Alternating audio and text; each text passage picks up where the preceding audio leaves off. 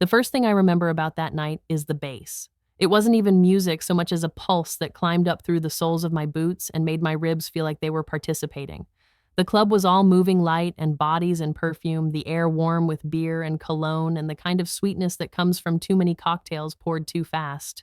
Chuck had his hand at the small of my back like he always did in crowded places, guiding me gently through pockets of people, steadying me without making me feel steered. That's one of the million small reasons I love him. He's protective without being possessive, present without being loud about it. We'd gone out with friends from his work and one of my girlfriends from college, the kind of group where conversation jumps around and everyone's laughing too hard because it's Friday and nobody wants to go home yet. I was in that rare, sparkly mood where my social battery was miraculously full. Chuck looked good too. Dark jeans, a fitted black tee, a clean haircut, that warm, easy grin he wore when he felt safe. He's the kind of guy people call a man's man, broad shoulders and a sturdy frame, the type who gets asked to help carry things and always does. He's not macho in a toxic way, just solid. A warm wall you can lean on. We've been together long enough that I can read his mood like a weather pattern. Most days, it's calm. We have the kind of relationship my younger self didn't believe was real. Tender, respectful, playful, deeply supportive. Our families know each other, like each other. Genuinely. His mom texts me pictures of the dog like I'm already a daughter-in-law.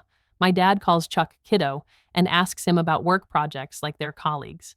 When Chuck talks about my goals, my career, my plans, the way I get nervous before big meetings, he talks like someone on my team, not someone waiting for me to shrink into a version that fits him better. And intimacy with him has always been grounding. I've never once felt like I was performing. With Chuck, it's connection first. Pleasure as a language we speak together. The kind of closeness that makes you feel more yourself afterward, not less. Maybe that's why, with a few drinks in me and that bass in my bones, I got bold.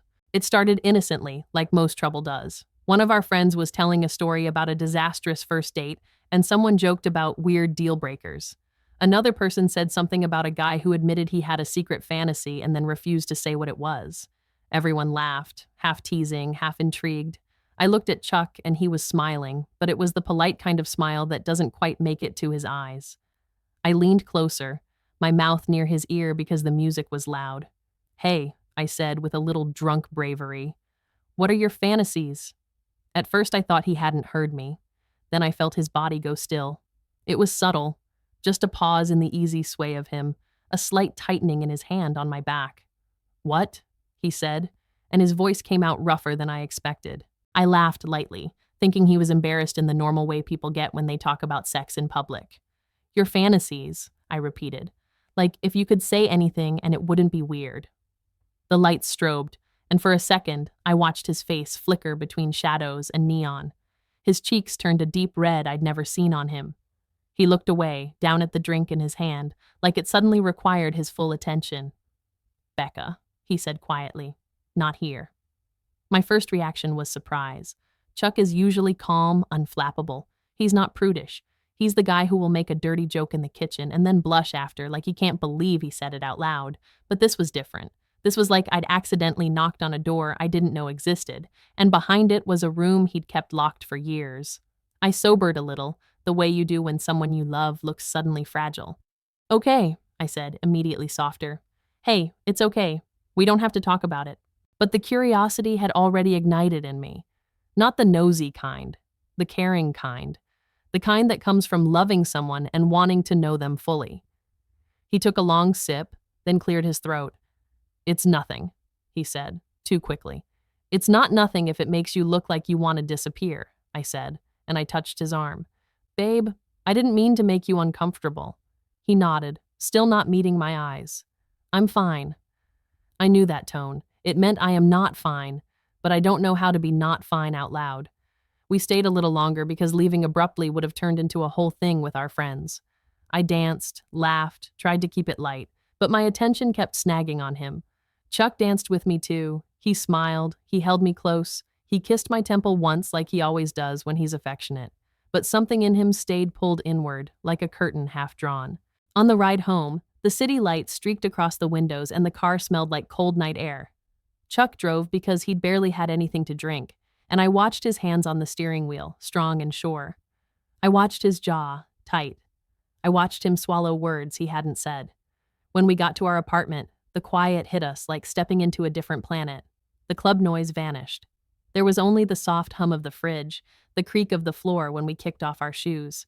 The living room lamp cast a warm pool of light across the couch, our throw blanket, the stack of mail on the table. Chuck set his keys down with too much care, like if he did it perfectly, it would keep the rest of the night from unraveling. He headed toward the kitchen. "Hey," I said, and I crossed the room and wrapped my arms around him from behind before he could reach the fridge. I pressed my cheek between his shoulder blades. He smelled like soap and the faintest trace of cologne and the night outside. He froze for a heartbeat.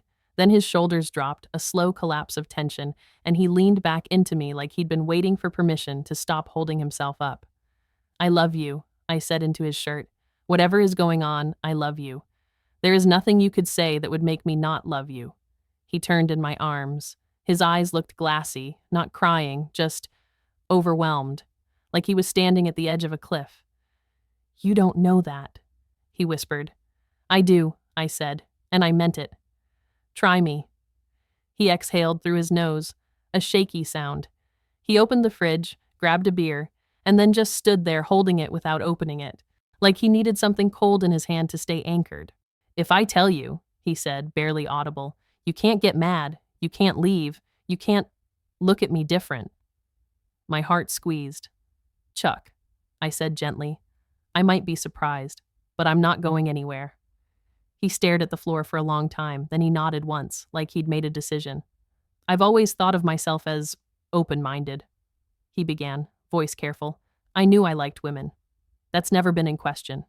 And then, in college, I realized there were some guys I found attractive. My brain did that stutter step thing it does when reality shifts. The words landed in the room like a dropped glass. Not because I thought it was bad. My rational self immediately knew it wasn't bad, but because my image of him had been so singular. Chuck, straight Chuck. Chuck who played pickup basketball and grilled burgers and wore work boots and looked like someone's dependable future husband. He kept talking before I could respond, like he was afraid a pause would be the end of his courage. "I never told anyone," he said. "I didn't date guys. I didn't do anything. I just noticed. And sometimes I'd think about it, and over the years it didn't go away." He swallowed hard. "It's not that I don't love you. I love you. I want you. But sometimes when I'm alone or even when we're together, my brain goes there. And then I feel sick because I feel like I'm lying to you." The room felt too quiet. I could hear the beer bottle creak faintly in his grip. Shock flickered through me first, honest and human. Then something else followed right behind it, unexpected and weirdly warm, a pulse of excitement. Not because I wanted to fetishize him or turn his confession into entertainment, but because he was showing me a hidden room inside himself, a room he'd been alone in, and he was handing me the key. I stepped closer, put my hands on his arms. "Look at me," I said. He hesitated, then lifted his eyes. He looked terrified. "I love you," I said again, slow and clear. "Thank you for telling me." He blinked. "That's it?" he asked, like he didn't trust how simple my response was allowed to be. I let out a soft laugh that was half relief.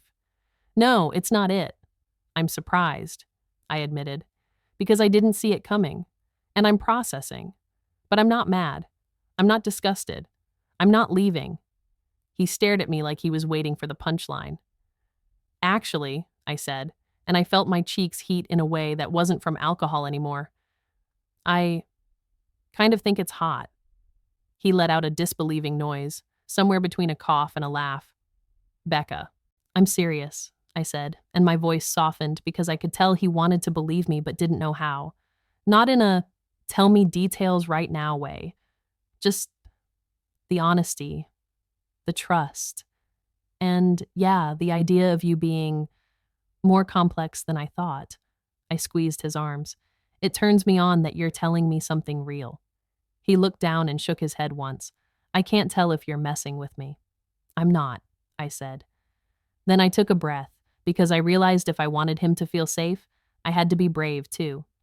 "And I have a confession." His eyes widened slightly. I swallowed. "I've had fantasies," I said carefully, "about being with you and another man. Not because you're not enough, you are, but because it's a fantasy that's lived in my head for a long time. I never brought it up because I assumed no one I dated would ever be into it, and I didn't want to scare anyone off or make you think I was dissatisfied. Chuck's face went red all over again, but this time there was something else in it. A startled curiosity, a kind of stunned relief. You've thought about that? He asked, voice thin. Yeah, I admitted.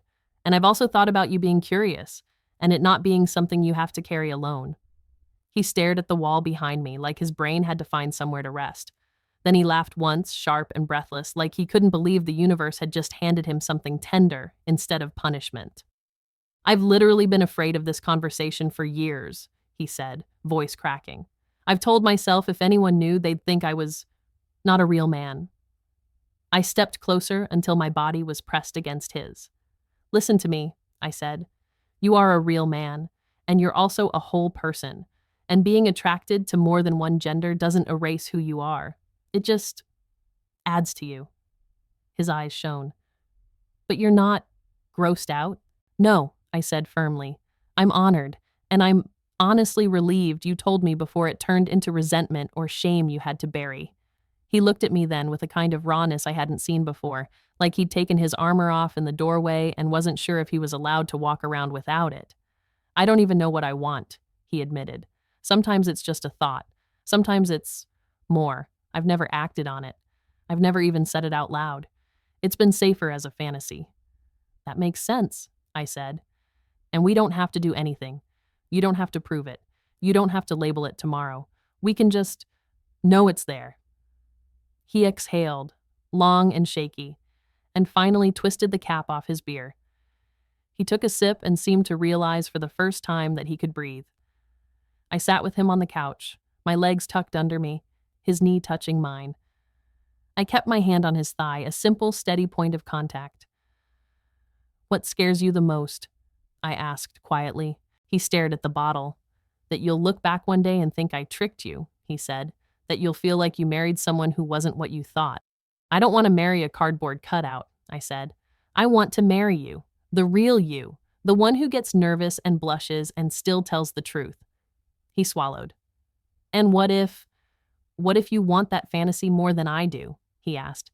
What if I can't give you what you want? I smiled a little, because he was doing that thing he always does, trying to protect me, trying to anticipate the worst. Then we talk, I said. We set boundaries. We decide together what fits our relationship. I'm not interested in chasing a fantasy that costs us trust. The word trust seemed to land like a blessing. He nodded, eyes lowered, and I watched him fight tears he didn't want to show. I leaned my head against his shoulder. Can I tell you something else? I asked. He turned slightly. Yeah, I like you like this, I said softly. Not scared, not hiding. I like knowing you trust me enough to show me a part of you you've protected. He pressed his cheek to the top of my head, and I felt him relax in a way that made my chest ache. I didn't know I could say it, he admitted. I didn't know I could say it and still be loved. You can, I said. You are. We didn't rush into anything that night. The conversation was the intimacy, honestly. It was like we'd been walking around in a house we thought we knew, and suddenly Chuck showed me a door that opened into a room full of light. Not a scandalous room, just a real one. In the days that followed, I noticed subtle changes, like the air in our apartment had shifted. Chuck moved differently, still himself, still steady, but less guarded. He laughed more easily. He touched me more, not urgently, but gratefully. Sometimes I'd catch him looking at me with this expression like he'd been saved from something he didn't know how to escape. And we talked. Not in a heavy, constant way. In a natural way, like couples talk when they're building a life. We talked about what words felt right. He wasn't sure if bisexual fit him neatly. Some days he said he liked it. Some days he said it made him nervous, like it was too public, too definitive. I told him labels are tools, not cages. That he could be curious, bisexual, fluid, or none of the above and still deserve respect. We talked about boundaries, too. I told him I didn't want secrets between us. He told me he didn't want to feel pushed. We agreed that fantasies could stay fantasies unless we both, soberly and repeatedly, wanted to explore more. Not as a test, not as a dare, not as a performance. If anything ever happened beyond our private world, it would be because it felt safe and chosen and kind. And yes, our intimacy shifted. Not into something explicit or wild like some movie scene, but into something more playful and honest. We started being more vocal about what we liked. We let ourselves be a little less scripted. We tried a few new things that were about sensation and laughter and curiosity, things that kept us connected and within our comfort. The biggest difference wasn't even what we did. It was what we stopped doing. We stopped pretending we didn't have minds. We stopped acting like desire was only allowed to exist inside narrow lines. One night, a week after the club, we were lying in bed in the dark, the window cracked open just enough to let in cold air and distant traffic. Chuck traced circles on my shoulder with his fingertips, a grounding habit he's had forever. "I keep expecting you to change your mind," he said quietly. I turned to face him. "About what?" "About me," he admitted. "About wanting to marry me." I reached for his hand and laced our fingers together. "Chuck," I said, "do you know what made me want to marry you in the first place?" He made a small sound, like he was bracing. "It's not just that you're kind," I said, "or that you're stable, or that our families get along. It's that you try. You show up. You listen. You don't treat love like a trophy you win and then set on a shelf. You treat it like something you practice." He swallowed. "I didn't feel like I was practicing," he murmured. "I felt like I was failing." I shook my head. "No, you were surviving," I said. "And now you're letting yourself be known. That's not failure. That's courage."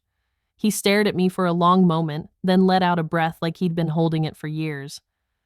"I've never told anyone," he whispered. "Not a friend. Not my brother. No one." "I know," I said softly. "And I'm here." His eyes glistened. He didn't cry, not quite, but he pressed his forehead to mine like he needed to feel something real. "I keep thinking about how I asked you not to leave," he said. "How pathetic that sounded." "It wasn't pathetic," I said. "It was honest, and I'd rather have honest than cool." That made him laugh, a small, damp sound. "You're so you," he said. "Good," I replied, "and you're so you too, even with this." He nodded, and I could feel something inside him settle.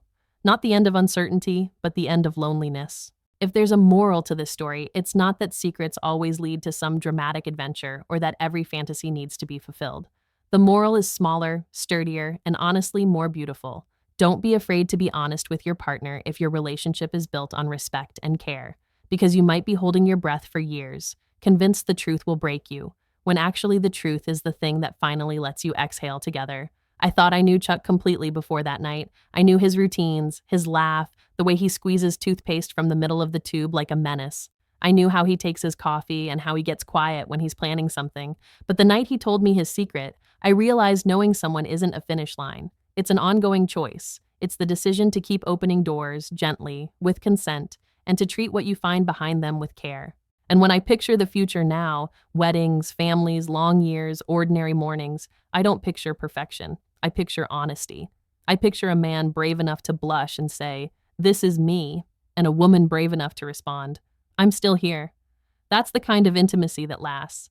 Not just bodies connecting, but lives making room for the truth.